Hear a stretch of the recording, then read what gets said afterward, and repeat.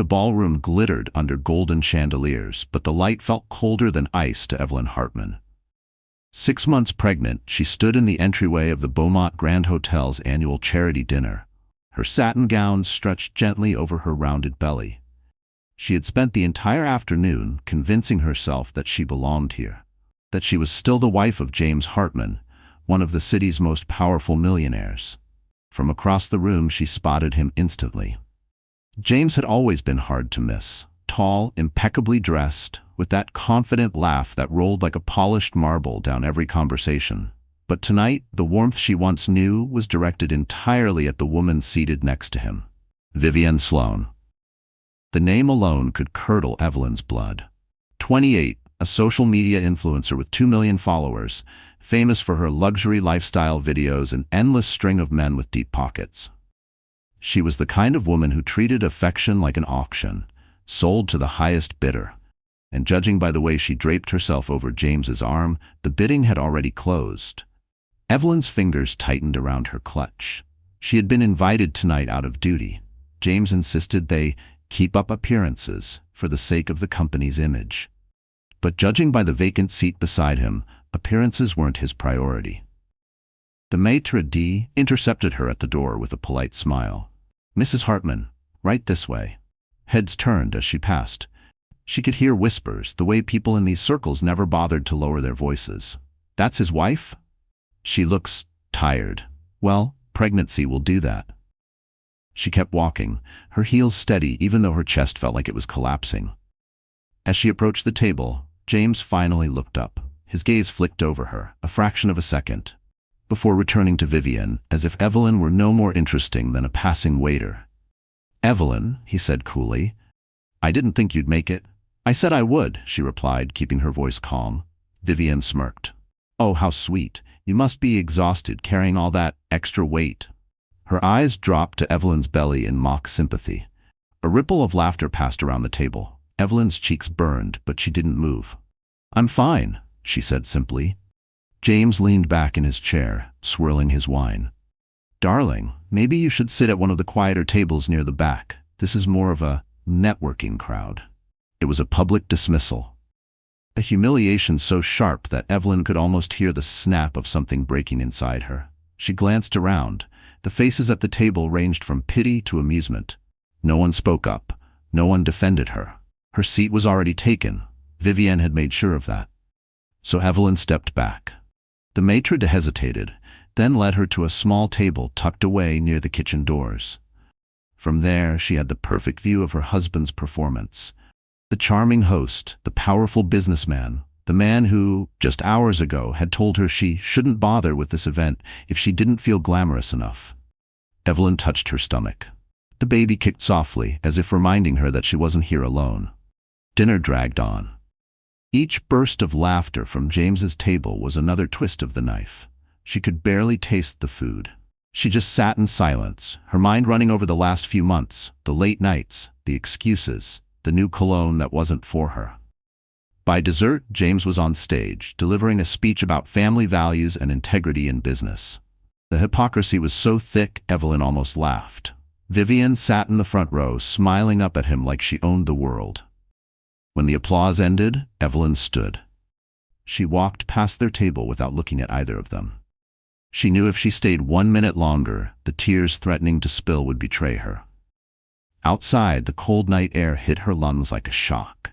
She pressed a hand to her chest, breathing deeply. Somewhere deep inside, past the humiliation and the ache, something was shifting. Something sharp. Because tonight wasn't the end. It was the beginning. And by the time tomorrow came, James and Vivienne would learn exactly who they were dealing with. Evelyn didn't go straight home. Her driver opened the car door, but she shook her head. "Just drive around," she said quietly. The city's lights blurred into streaks of gold and white as they moved through the winter streets. She needed the motion, the hum of the engine, something to drown out the replay of every cruel smirk, every sideways glance from tonight. Her phone buzzed in her clutch. A message from James. "Hope you didn't take things personally. It was just business." Just business. Her hand tightened until the phone creaked. Somewhere between the vows they exchanged and tonight's humiliation, James had turned their marriage into a contract he could amend at will. And now, apparently, he'd decided she was an expendable clause. She thought about calling him back, letting the rage pour out of her in words she couldn't take back. But she didn't. She wasn't going to waste her anger on a man who saw her as an accessory. No. She was going to save it, shape it, turn it into something sharp enough to cut exactly where it would hurt him the most. The driver glanced at her in the rearview mirror. "Home, ma'am?" "Not yet," Evelyn said. "Take me to the office." The Hartman Group headquarters loomed like a glass fortress against the night sky. Though she hadn't set foot in the building for months, Evelyn still held a seat on the board, a seat James had always treated as a courtesy, not a position of power. What he'd forgotten was that she wasn't just his wife. She was also the daughter of Charles Whitmore, the man whose investment had built the Hartman empire from the ground up. She entered through the side lobby, avoiding the security cameras in the main hall. Her heels clicked across the marble floor, echoing through the empty space. At the 17th floor, the lights were still on in her private office. She hadn't been here in so long, but everything was exactly as she'd left it. The polished oak desk, the shelves lined with leather-bound ledgers, the discreet wall safe behind the abstract painting. Evelyn sat, opened her laptop, and began typing. Names, dates, numbers. The kind of details that could end a man's career overnight. Her father had once told her, "In business, the one with the records wins." She'd never forgotten that. And unlike James, she knew exactly where the records were buried. 2 hours later, her plan was taking shape. By morning, James would have no idea how close he was to watching his empire crumble. As she powered down the laptop, Evelyn caught her reflection in the window. The soft curve of her belly, the steel in her eyes. The world might still see her as the quiet, discarded wife, but that version of her had ended the moment James laughed along with Vivienne's cruelty. Back in the car, she leaned her head against the seat and closed her eyes. She felt the baby shift, a small flutter beneath her ribs. "We're going to be fine," she whispered. "Better than fine." Her phone buzzed again, another message from James. This time, just 4 words, "We'll talk tomorrow." Evelyn smiled to herself. Yes, they would talk tomorrow, but it would be a conversation he would never forget. Because by this time tomorrow, the man who mocked his pregnant wife in front of an entire ballroom would be standing in the ruins of his own making. Evelyn Hartman wasn't born into money. At least, that's what everyone in James's circle believed. It was easier that way. She let them think she was just a pretty girl from a modest background who'd gotten lucky, who should be grateful to spend her life decorating his arm at charity galas. The truth was far more complicated, and far more dangerous for James to know.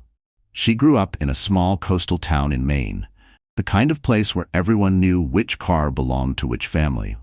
Her mother, Margaret Whitmore, was a quiet force, the kind of woman who ran the local library like it was her personal kingdom.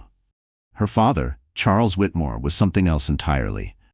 A man with an empire of investments, stretching from shipping lines to tech startups. He was the kind of name whispered in boardrooms, but never splashed across magazines.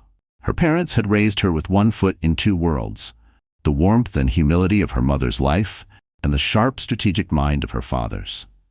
When her mother passed away suddenly, when Evelyn was 17, she was left with her father's fortune, but also his caution. Charles had drilled one lesson into her. People show their truest selves when they think you have nothing to give them. So she learned to keep her wealth invisible. She drove second-hand cars through college, worked part-time at a bookstore while earning her degree in architecture, and wore classic modest clothes that wouldn't draw attention. It wasn't about hiding, it was about observing. That was how she met James. It was a Thursday afternoon, and she ducked into a downtown cafe to escape the rain.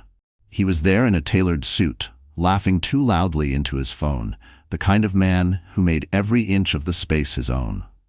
When he noticed her sitting by the window, flipping through building sketches, he ended his call and walked straight over. "You're going to ruin your eyes staring at those lines in this light," he'd said, smiling as though they were already acquainted. She'd laughed, surprised by his directness.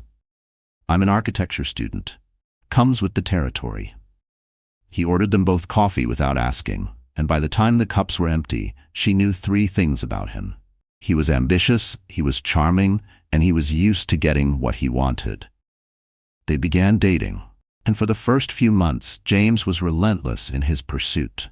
Flowers delivered to her office, dinners at restaurants she'd never dared to step into, long walks along the harbor where he spoke about his dreams of building his own company, of leaving his mark on the city.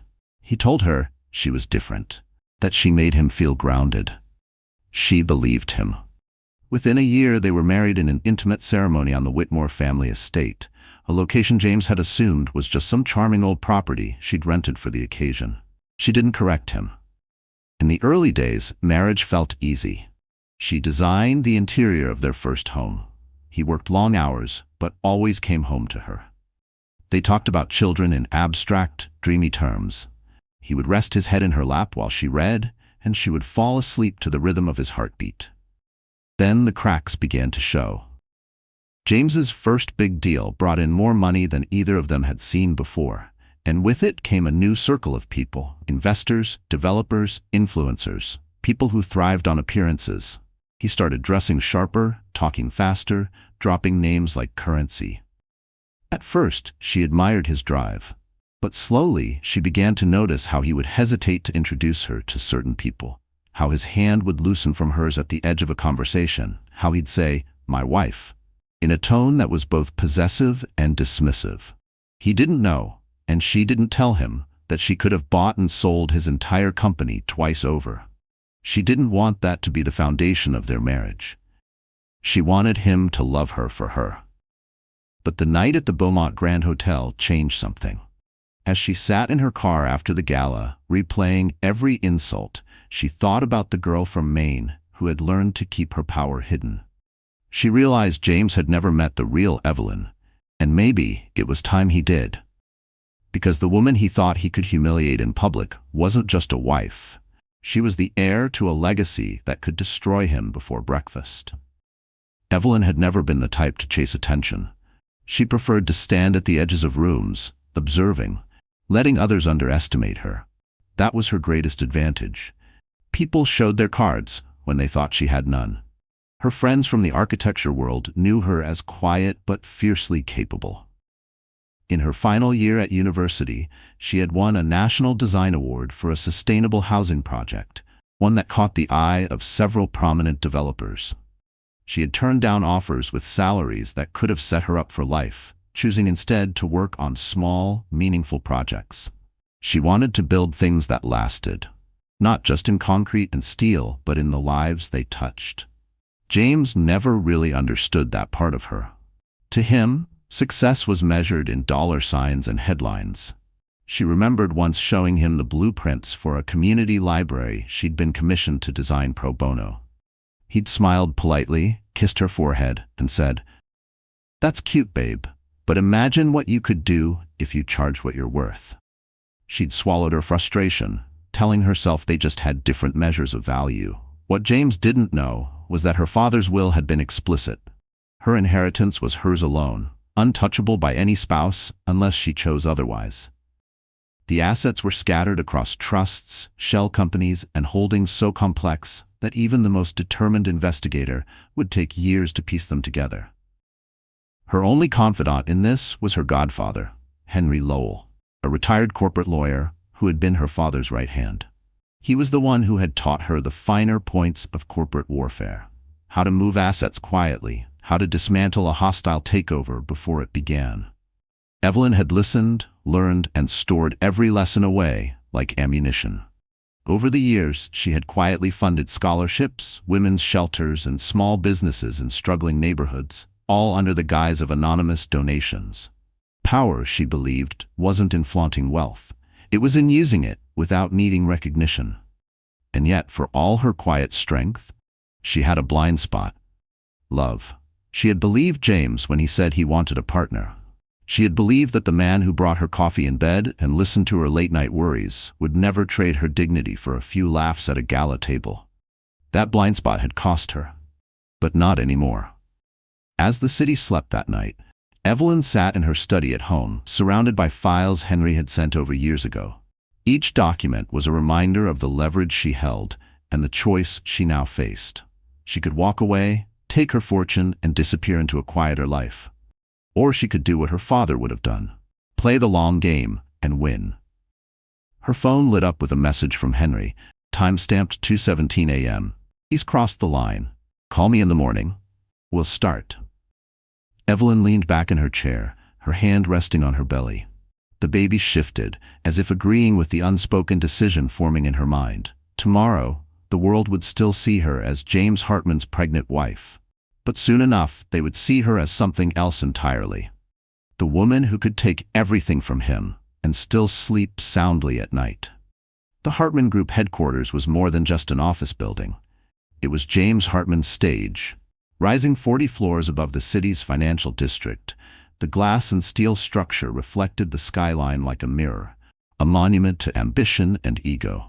From the outside, it gleamed with success.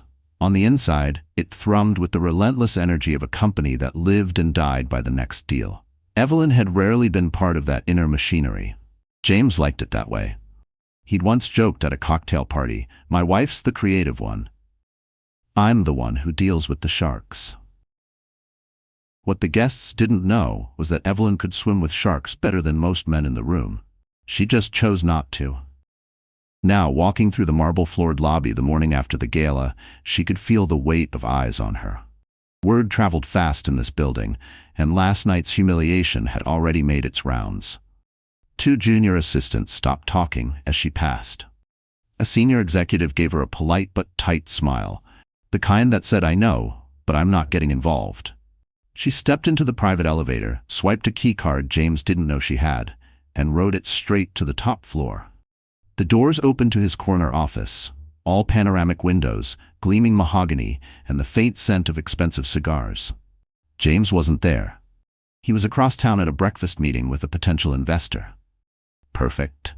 Evelyn moved through the office like she belonged, because she did. She stopped at the wall of framed magazine covers featuring James's face, each headline a variation of the visionary behind Hartman Group. She wondered how many of those visions had been paid for, in part, by the Whitmore investment he pretended didn't exist. On his desk, the day's schedule lay open: meetings, calls, and at noon, lunch with Vivian Sloan at the Four Seasons. Evelyn's jaw tightened. The ink was still fresh on her humiliation, and he was parading Vivian around like a prize he'd won. She sat in his chair, not to imagine herself in his place, but to remember she'd been part of building all of this. When James had his first big opportunity, it was Evelyn who'd connected him to her father's old contact in Singapore. It was her quiet introduction to a venture capitalist friend that had sealed the funding for their flagship project. But those details had long been buried under James's carefully crafted narrative of self-made success. Her phone buzzed. It was Henry. "Top floor?" he asked without greeting. "Yes," she said, glancing at the closed door. "Good. Check the bottom right drawer of his desk." She pulled it open. Inside was a leather-bound folder marked confidential. Contracts, side agreements, and something else. A set of unsigned partnership papers that would give Vivian Sloan a stake in one of Hartman Group's most lucrative developments. Evelyn's stomach turned. "Looks like he's planning to make her more than just arm candy," Henry said when she described it. Evelyn closed the folder carefully. "Not if I move first." She spent the next hour photographing documents, sending encrypted copies to Henry's secure server. With every page, she felt the balance shift a little more in her favor. James might control the narrative, but she controlled the evidence. By the time she left the building, the city was fully awake. Taxis honking, vendors shouting, the hum of business as usual. For everyone else, it was just another day. For Evelyn, it was the start of something far bigger. And by lunchtime, she planned to be at the same restaurant as James and Vivian. Not by accident, but by design. From the Hartman Group's tower, Evelyn's car took her through the city's beating heart. Past the polished storefronts of Fifth Avenue, the quiet wealth of Park Lane, and the seedier edges of Midtown, where construction cranes rose like skeletal fingers.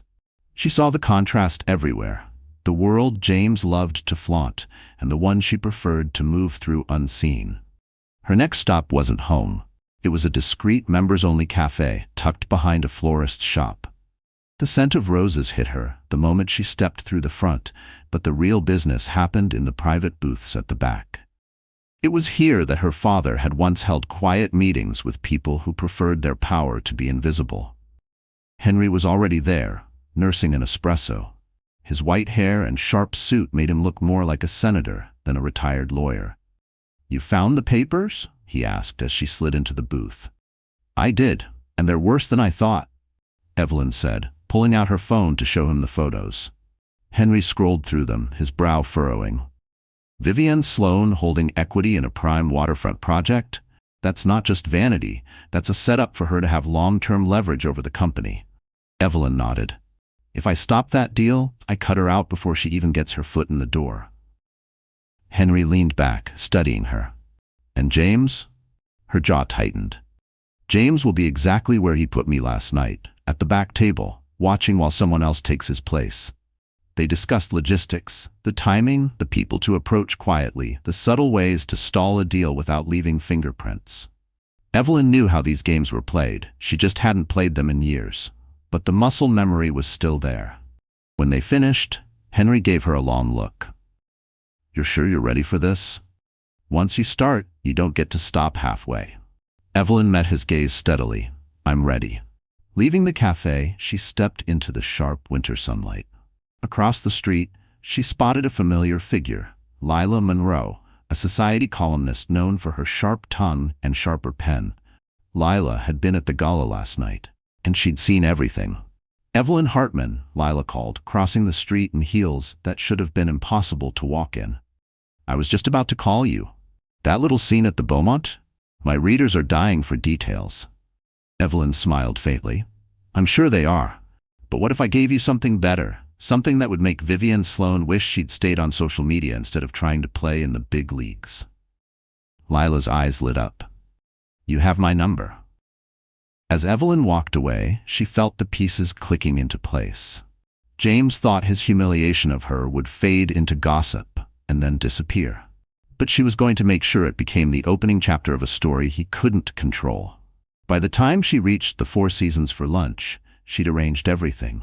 The timing, the seating, even the discreet photographer who would happen to be in the restaurant at the right moment.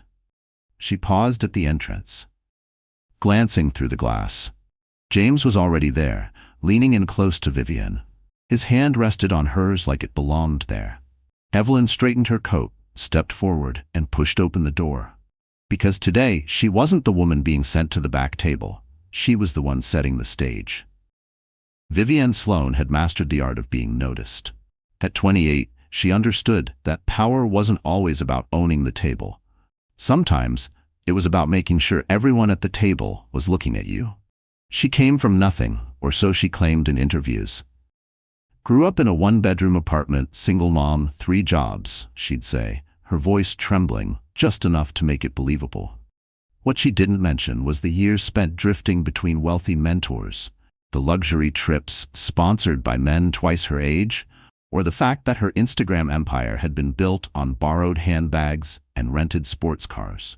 By the time she met James Hartman at a real estate conference, Vivienne had perfected her role. She wore a silk dress that hinted at money without screaming for it, laughed at all the right moments, and let James feel like he was the one doing the chasing.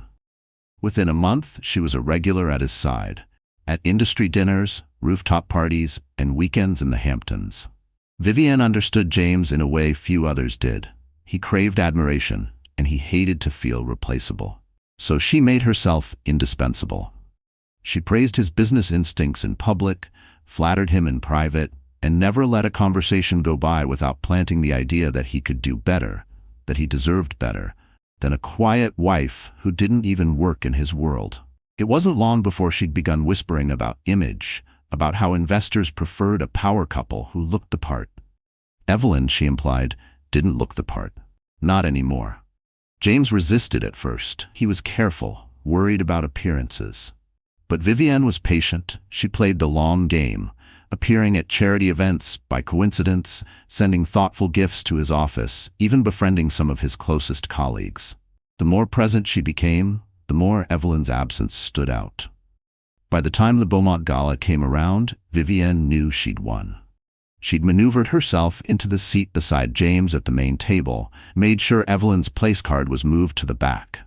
It wasn't just about humiliating her, it was about claiming territory. What Vivienne didn't know was that she'd drawn the attention of people far outside James's glittering circle.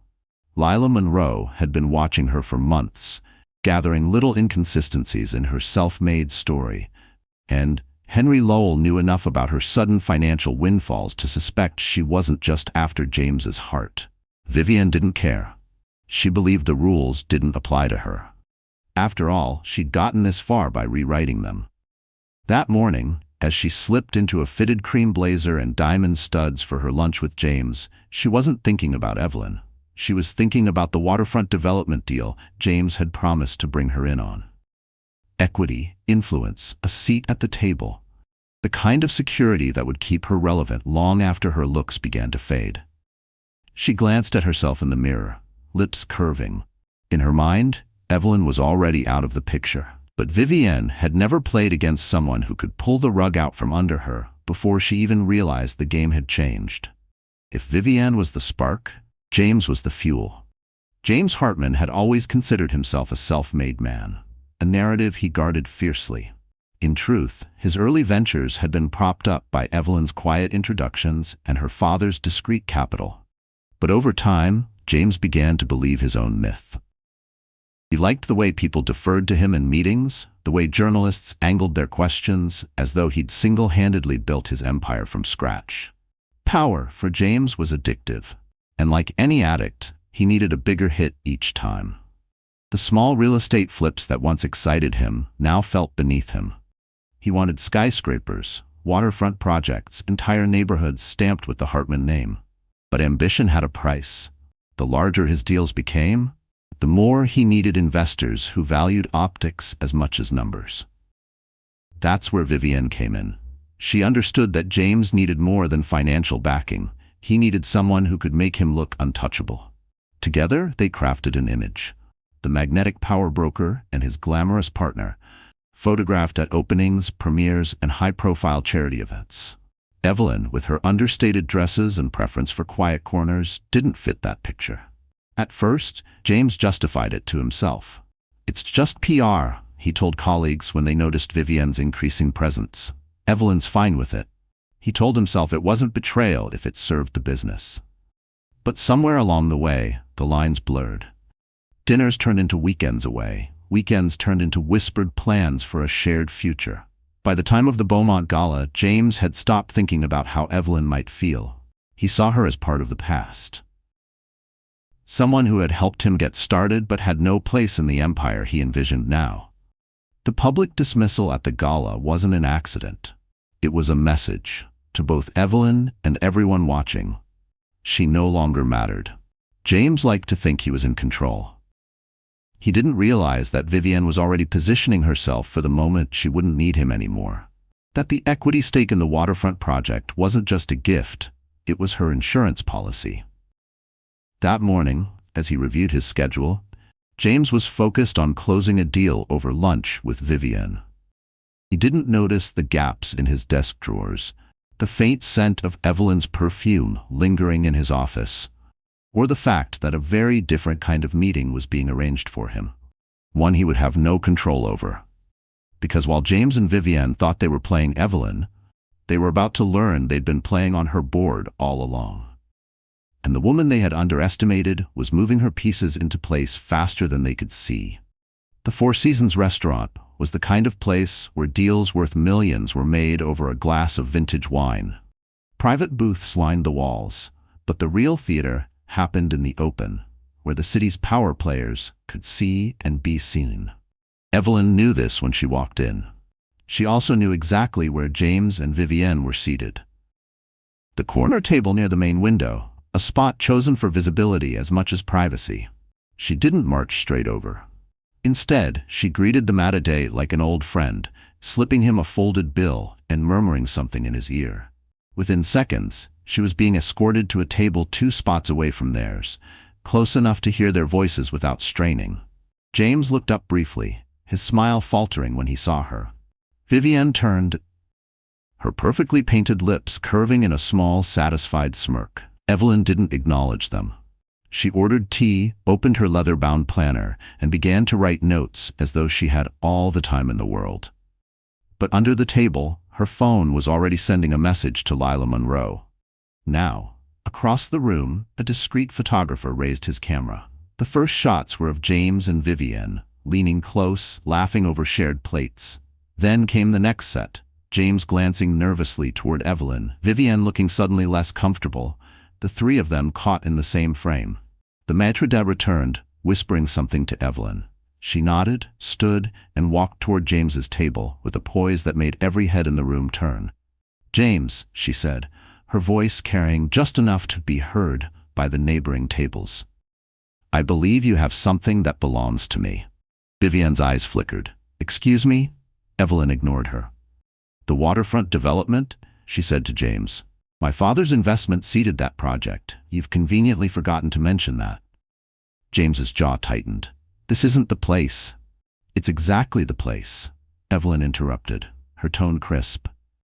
"You wanted to humiliate me in public. Let's finish what you started." A hush fell over the nearby tables. Even the waitstaff seemed to pause. Evelyn pulled a slim folder from her bag and laid it on the table.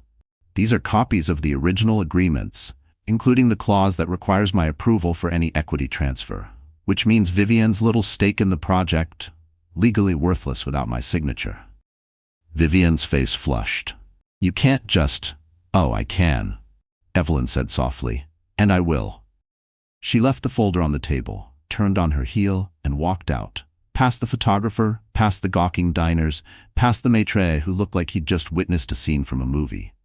By the time she reached the sidewalk, her phone buzzed with a message from Lila.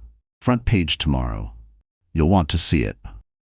Inside the restaurant, James and Vivienne were still sitting in stunned silence, their perfect lunch shattered in front of an audience that would remember every detail.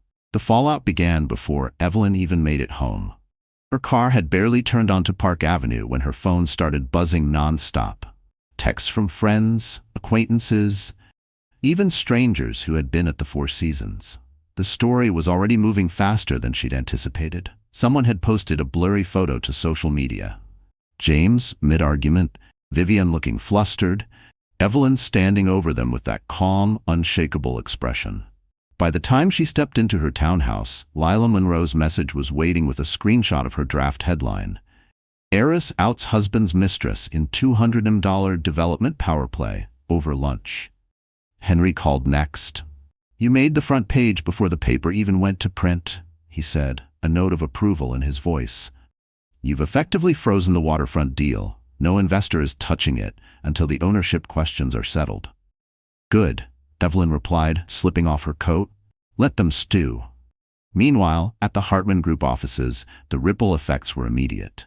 Senior partners were fielding calls from concerned stakeholders.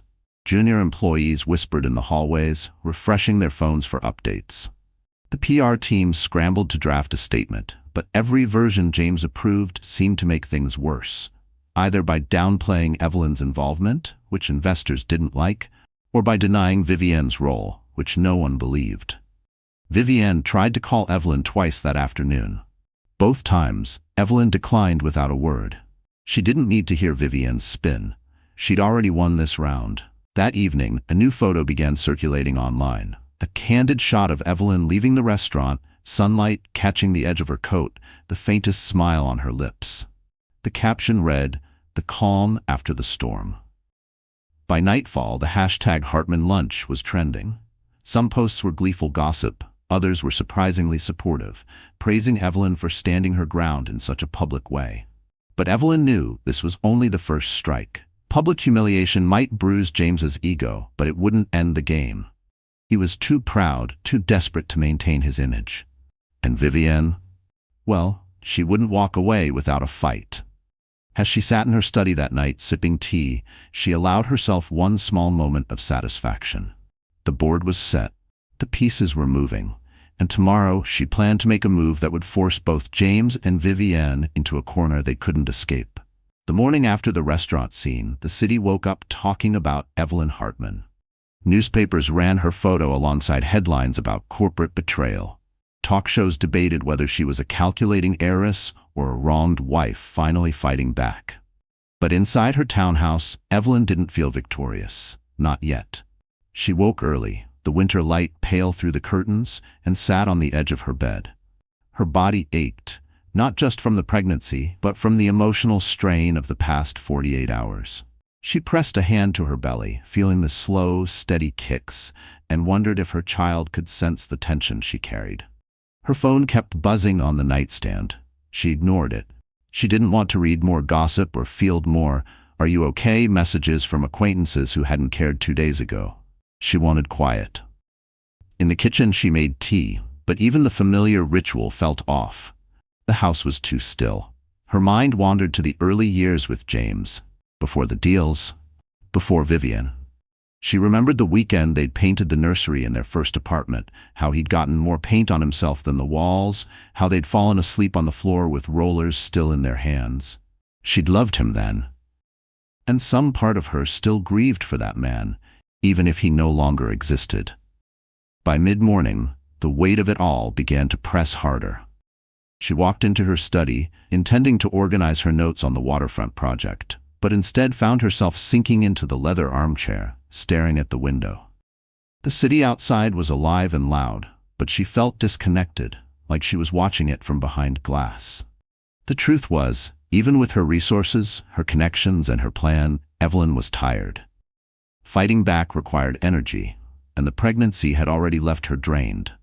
For a moment, she wondered if it was worth it. If disappearing quietly might be easier.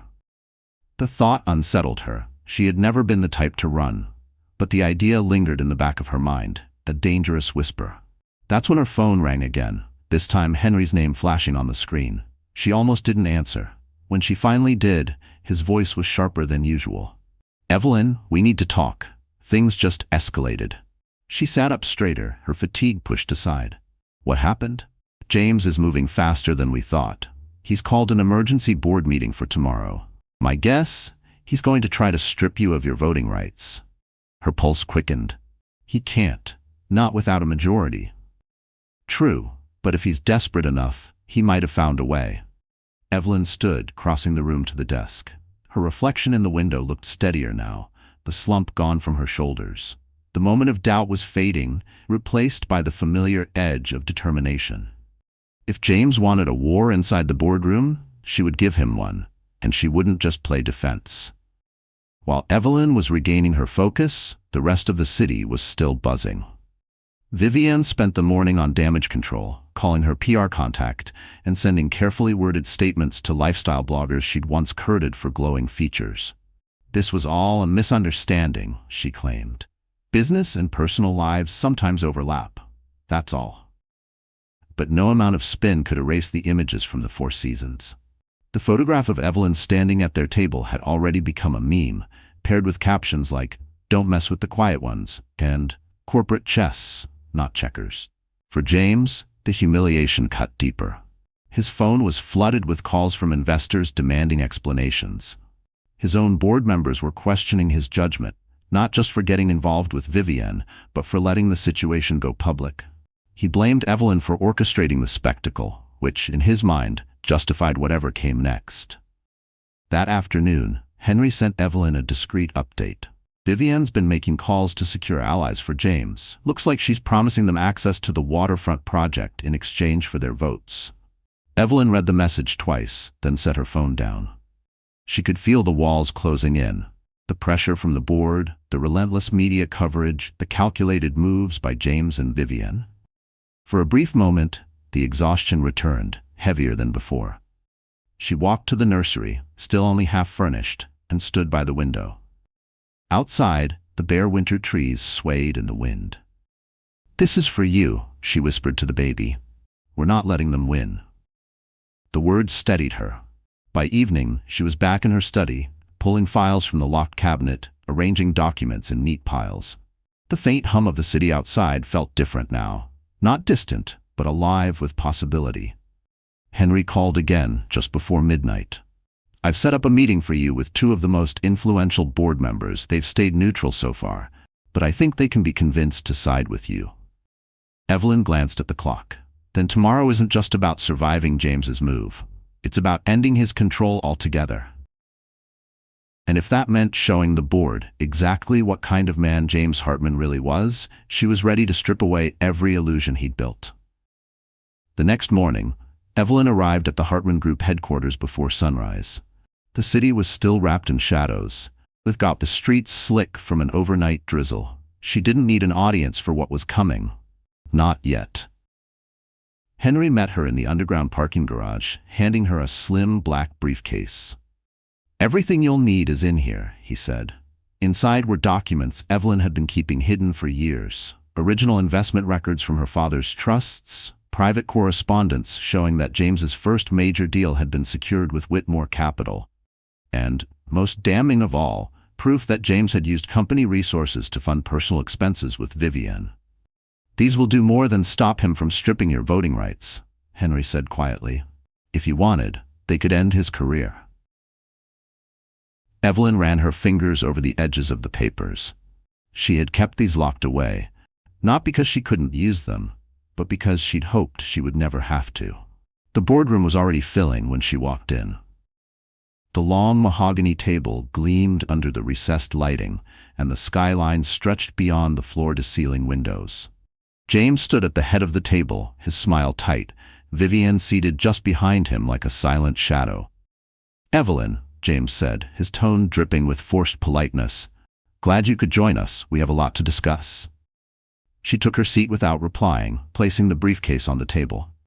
The meeting began with James presenting a motion to restructure the company's voting shares, citing recent public distractions as a reason to protect the Hartman Group's stability. His eyes flicked toward Evelyn at the word distractions. When he finished, Evelyn spoke for the first time.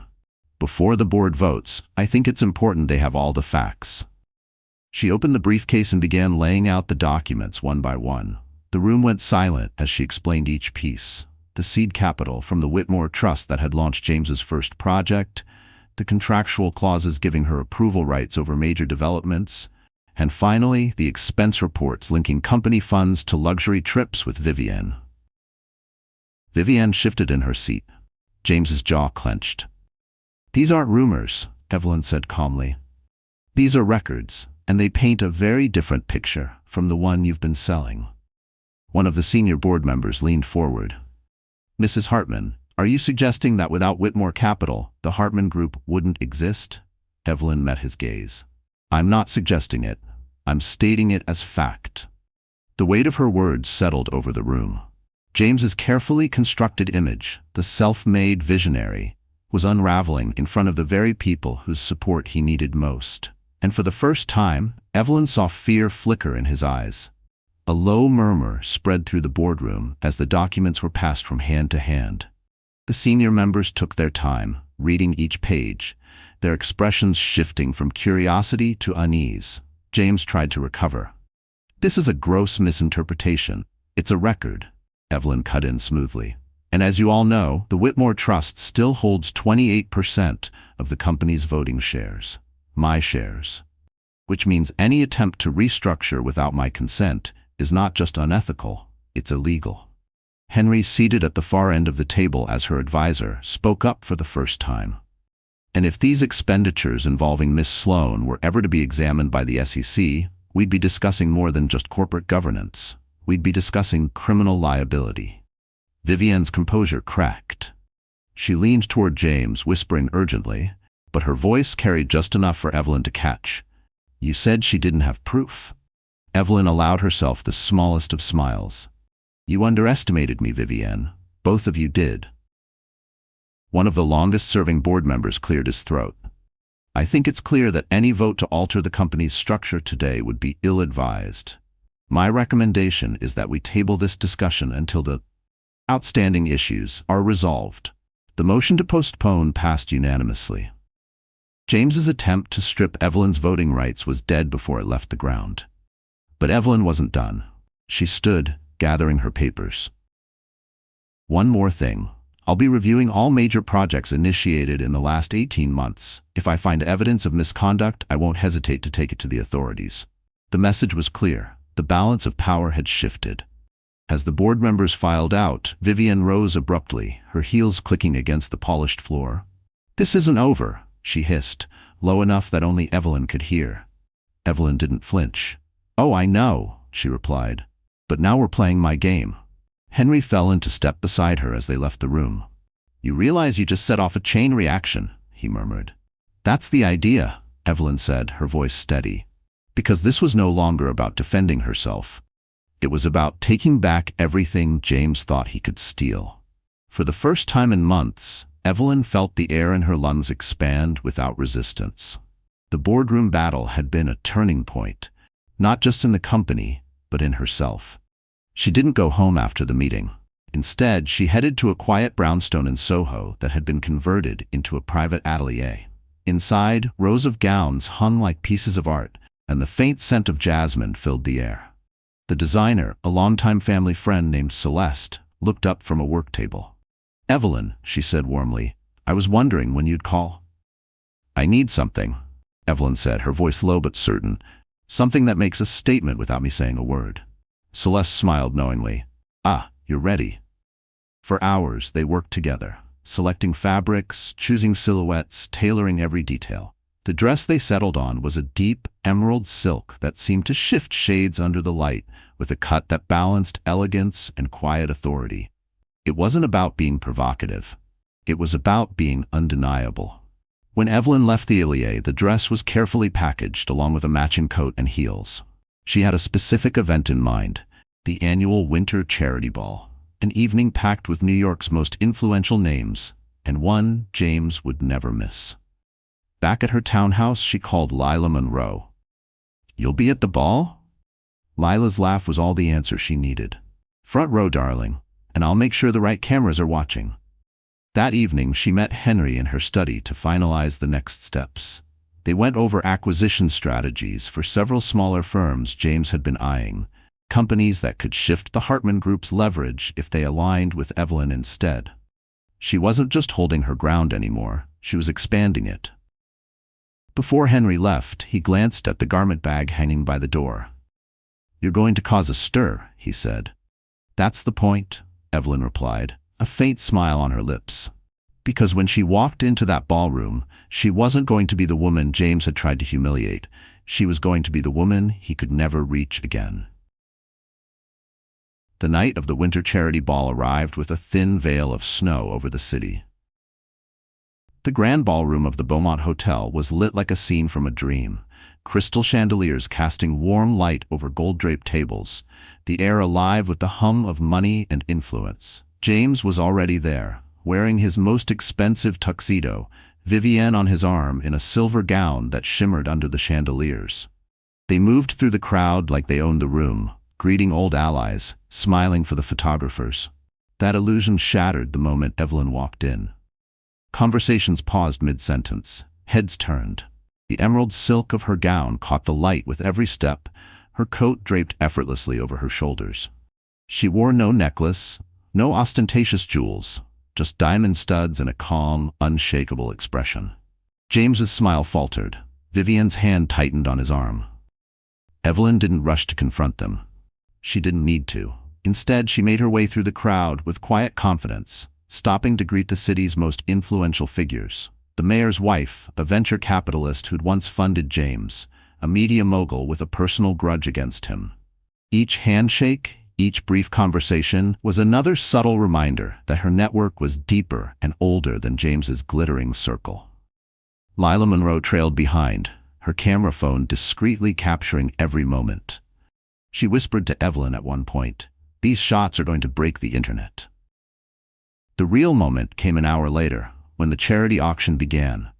Evelyn stepped forward to announce a surprise donation, a multi-million-dollar contribution to rebuild community centers across the city, funded entirely through the Whitmore Trust. The applause was thunderous, and the cameras caught every second. From across the room, James watched, his jaw tight. Vivienne leaned in, whispering something sharp, but Evelyn didn't look their way. She didn't have to. Because tonight wasn't about James.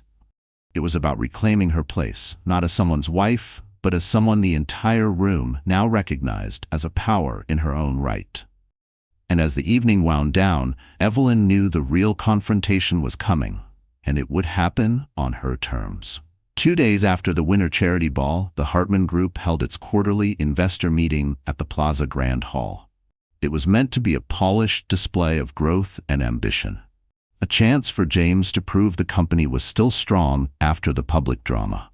Instead, it became the stage for Evelyn's final move. She arrived not through the main entrance, but via the side corridor that led directly to the stage area.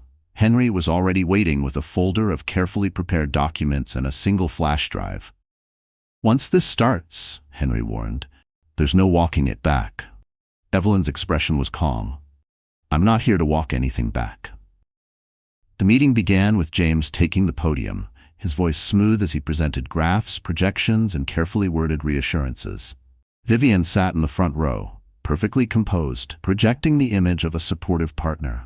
Then came the Q&A session. A hand went up from the middle of the audience. Lila Monroe, who had wrangled her way in with a press badge. "Mr. Hartman, could you comment on reports that company funds were used for personal travel unrelated to Hartman Group business?" A ripple of murmurs swept through the crowd. James froze for half a second before recovering. "Those allegations are baseless." "That's interesting," Evelyn's voice cut through the air, clear and steady from the back of the room. Every head turned as she stepped forward, heels clicking against the polished floor. She carried the folder and the flash drive, moving to the podium without asking permission. "I believe the investors deserve the full picture," she said, slotting the flash drive into the presentation system.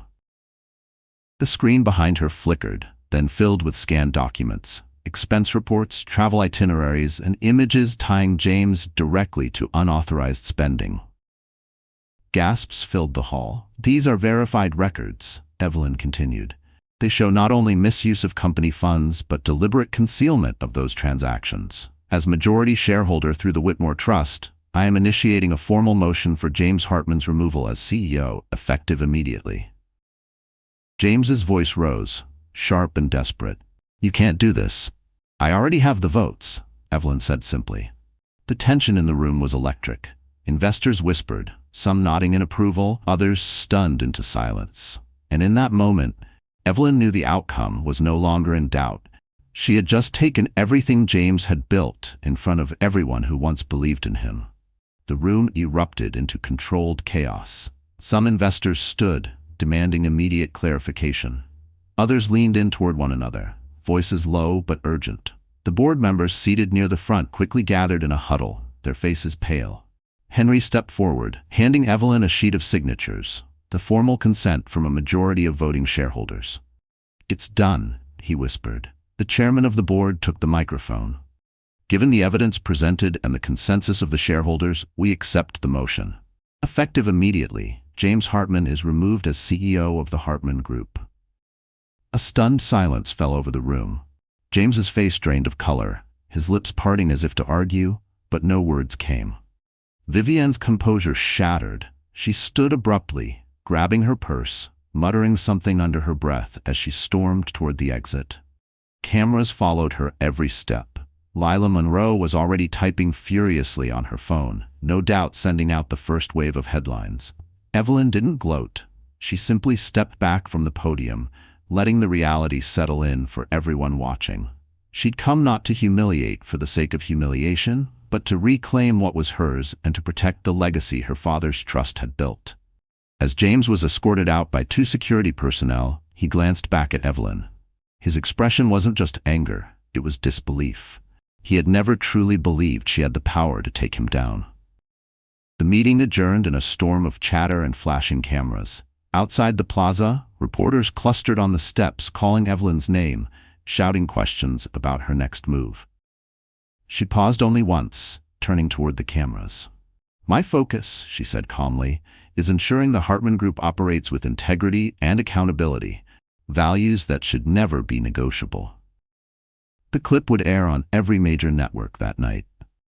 As she stepped into the waiting car with Henry, the cold winter light broke through the clouds, catching on the emerald ring she wore, her mother's. And while the city buzzed with the news, Evelyn knew the final word hadn't yet been spoken.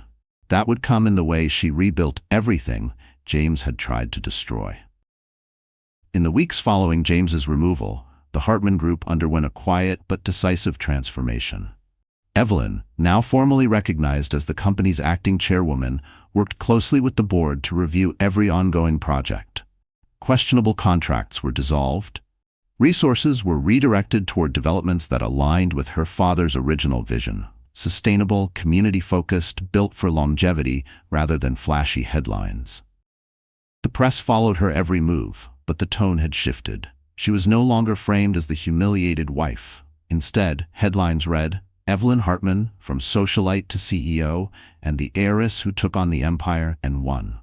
Behind closed doors, Evelyn also took steps to protect herself and her child. She quietly transferred key holdings into a private trust under her control, ensuring that no one, not James, not Vivian, not even future board members, could use her assets against her again.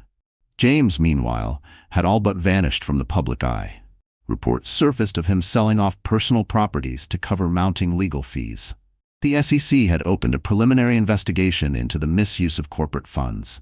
Vivienne was spotted once in Miami, but her usual stream of curated social media posts had gone silent.